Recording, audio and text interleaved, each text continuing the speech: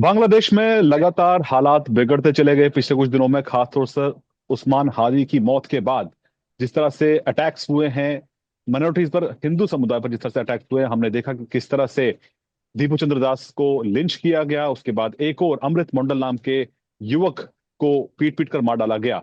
तो ऐसे में किस तरह के हालात हैं बांग्लादेश में, खासतौर से जो एंटी इंडिया सेंटिमेंट भड़काया जा रहा है और वहां पर माइनॉरिटीज को, अल्पसंख्यकों को टारगेट किया जा रहा है, इस पर हमारे साथ बात करने के लिए सीधे बांग्लादेश से जुड़ रहे हैं कुशल बरन चक्रवर्ती, जो कि बांग्लादेशी सम्मिलित सनातनी जागरण जोत के सम सह मुखपत्र हैं। आपका बहुत बहुत स्वागत है न्यूज 18 इंडिया पर। कुशल जी, ये बताइए कि इस वक्त जो हालात वहां पर हैं, तो क्या हम ये कह सकते हैं कि सिस्टमैटिक तरीके से हिंदुओं को निशाना बनाया जा रहा है? देखिए, ये तो बांग्लादेश ये तो सिस्टमेटिक तरीका से जो हिंदुओं को निशाना बहुत दिन से ही बना रहा है। अभी जो आप देख रहा है ना, उसका जो रिजल्ट आप देख रहा है। लेकिन ये तो बहुत दिन से शुरू हो गया था। बहुत दिन से चल रहा है, क्योंकि देखिए हिंदुओं के ऊपर जितना भी घटना घटा है ना, एक भी विचार नहीं हुआ। कोई एक क्या बोले, उसका उसका कोई पनिशमेंट हुआ नहीं। जो अपराधी है उसका पनिशमेंट हुआ नहीं। तो अपराधी को अगर पनिशमेंट कभी हुआ नहीं, इसलिए तो ये तो चलेगा ही, ये होगा ही। और हर सरकार, जितना सरकार हमने देखा, मेरा याद है जितना सरकार हमने देखा, सबके टाइम पे भी एक ही है। हिंदुओं के बारे में सब एकजुट है। हिंदुओं को घर बारी जलाने के लिए, लूट करने के लिए सबका मनोभाव एक ही है। लेकिन जो हमने देखा है कि जैसे उस्मान हादी की मौत हुई, इल्जाम लगा कि जो हत्यारे हैं वो हिंदुस्तान भाग गए हैं। उसके बाद एक माहौल भड़काया गया और टारगेट किया गया। पहले हमने दीपू चंद्र दास का केस देखा, उसके बाद हमने अमृत मंडल का केस देखा, और ये भी हमने देखा है कि चिटगोंग में घरों से बाहर कुंडी लगाकर घरों को आग लगा दी गई है। तो जो मिसक्रिएंट्स हैं, इनको क्या पूरी छूट है इस तरह की? उनको आजादी है कि वो कहीं पे भी जाके वॉयलेंस कर सकते हैं? ना सिर्फ हिंदुओं बल्कि हमने देखा क्रिश्चियंस को भी टारगेट किया जा रहा है वहां पे। देखिए, ये तो बांग्लादेश में तो बहुत दिन से ही ये आ, ये जो सरकार का जो परिवर्तन होने के बाद, हमने बहुत सारा जो जितना जितना जो आ, जिसको कहते हैं ना, जो उग्रवादी है, जेल में था, सब बाहर आ गया। ज्यादातर सभी बाहर आ गया। वो हम्म। दो तीन को छोड़कर सभी बाहर आ गया, इसीलिए तो ये तो होगा ही। और देखिए, अल्पसंख्यक और हिंदुओं के ऊपर जितना भी अत्याचार पहले हुआ है। अब देखिए, बहुत बड़ा बड़ा घटना वो नासिर नगर में आपने सुना, 16 साल में हुआ था। 12 साल में अपना चट्टग्राम में हाटहाजारी, चिटागंग यूनिवर्सिटी के पास ही हुआ था। 15-16 मंदिर को तोड़ फोड़ करके चूर कर किया है। आप पाबना में आप देख सकते हैं, पाबना का साथिया में बहुत सारा मंदिर को, दिनाजपुर का चिड़ी मंदिर में, और खुलना का शियाली में, और नौराइल में, जयनगर में।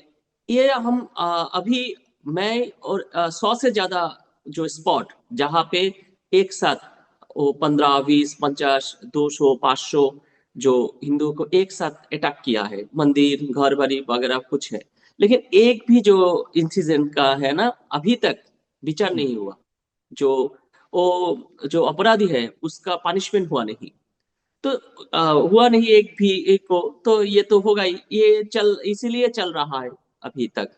हमने देखा एक पोस्टर, हाल ही में एक पोस्टर सामने आया है चिटगोंग में, जहां पर पिछले मंगलवार को हिंसा हुई थी। उस पोस्टर में धमकी दी गई है कि बड़ी तादाद में हिंदुओं को और बौद्ध धर्म के लोगों को टारगेट किया जाएगा, और आने वाले दिनों में वहां से पूरी तरह से इनको साफ कर दिया जाएगा। वो पोस्टर आपने देखा है? आपको किसने कन्वे किया है? क्या है उस पोस्टर की सच्चाई? देखिए, मैं जो ये जो आग देने के बाद जो पोस्टर है ना, वो तो बांग्लादेश का जो सबसे बड़ा जो पत्रिका है, वो पोथोमालो। वो पत्रिका पोथोमालो में बहुत बड़ा एक न्यूज किया है। देखिए, पोथोमालो का जो माने ऑफिस है ना, उसको भी जला दिया। आप देख सकते हैं, पोथोमालो डेली स्टार बांग्लादेश का सबसे बड़ा जो न्यूज मीडिया है, हम्म। मीडिया हाउस है बांग्लादेश का, वो उसको भी जला दिया है।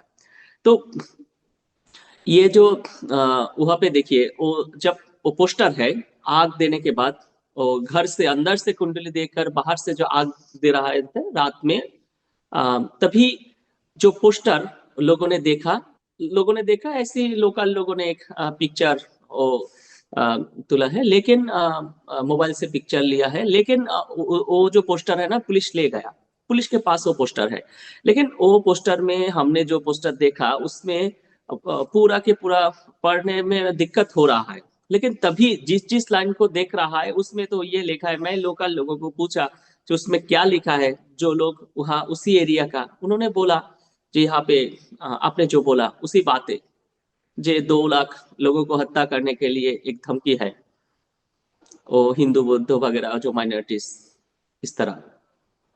तो ऐसे में जो इलेक्शंस आने वाले हैं, हालांकि हम ये भी देख रहे हैं कि यूनुस गवर्नमेंट कह रही है कि फ्री एंड फेयर इलेक्शंस होंगे और एक पीसफुल माहौल में ये इलेक्शंस होंगे, और जो भी इस तरह की वायलेंस को अंजाम देता है उसके खिलाफ ठोस कार्रवाई होगी। तो क्या कोई ठोस कदम उठाया गया है? क्या आप सेफ महसूस कर रहे हैं खुद को वहां पर? देखिए ये मेरा याद है 2001 से 2001 से जो चल रहा है, जो इलेक्शन के पहले और इलेक्शन के बाद, ये दोनों टाइम में हिंदुओं के ऊपर जो अत्याचार होते ही है। हमने हर इलेक्शन के पहले, इलेक्शन के बाद, इलेक्शन के दिन, ये हमने देखा है, ये चल रहा है। ये कोई नया कोई कुछ नहीं है हमारे लिए, क्योंकि ये हमने देख रहा है कि इलेक्शन अगर आते हैं तो माइनॉरिटी के ऊपर ये अत्याचार, ये हमारा लिए एक कॉमन एक इशू है। तो हमने हमने ये भी देखा है कि अब से कुछ दिन पहले भारत के विदेश मंत्रालय ने भी एक फैक्ट सामने रखे थे, जहां पर ये कहा गया कि 5 अगस्त पिछले साल से अब लेके अभी तक करीब करीब 2,900 ऐसे इंसिडेंट्स हुए हैं वायलेंस के अगेंस्ट माइनॉरिटीज, जो कि एक कंसर्न है ना सिर्फ बांग्लादेश के लिए बल्कि पूरी दुनिया के लिए। क्योंकि हमने ये भी देखा है कि दीपू चंद्र दास की मौत को लेकर जिस तरह से ब्रुटैलिटी की गई उनकी बॉडी के साथ में, इसको पूरी दुनिया ने देखा है। तो ऐसे में मुझे बताइए, जो ये डर का माहौल है, क्या इसकी वजह से कोई माइग्रेशन भी हुआ है? लोग वहां से मूव भी कर गए हैं कहीं सेफ प्लेसेस के लिए? कोई ऐसी आपको लगता है कि आप ऐसे कदम वहां पर उठाए जा रहे हैं? देखिए अभी माइग्रेशन जो हो रहा है, हम बोलो जो बहुत ज्यादा नहीं, क्योंकि आप जानते हैं जो भारत का वीजा अभी बंद है, इसीलिए वो जा नहीं पा रहा है। लेकिन जो बॉर्डर क्रॉस करके थोड़ा सा वो बहुत ज्यादा नहीं है। लेकिन बहुत लोगों के, मैं क्या बोलूं, इस तरह का घटना अगर चलते रहे, इस तरह का सिलसिला अगर चलते रहे, तो लोगों के अंदर तो ये मन आएगा जे हम ये चला जाऊँ और सेफ प्लेस में रहूं, इस तरह का लोगों को ये मन में भावना आ जाएगा।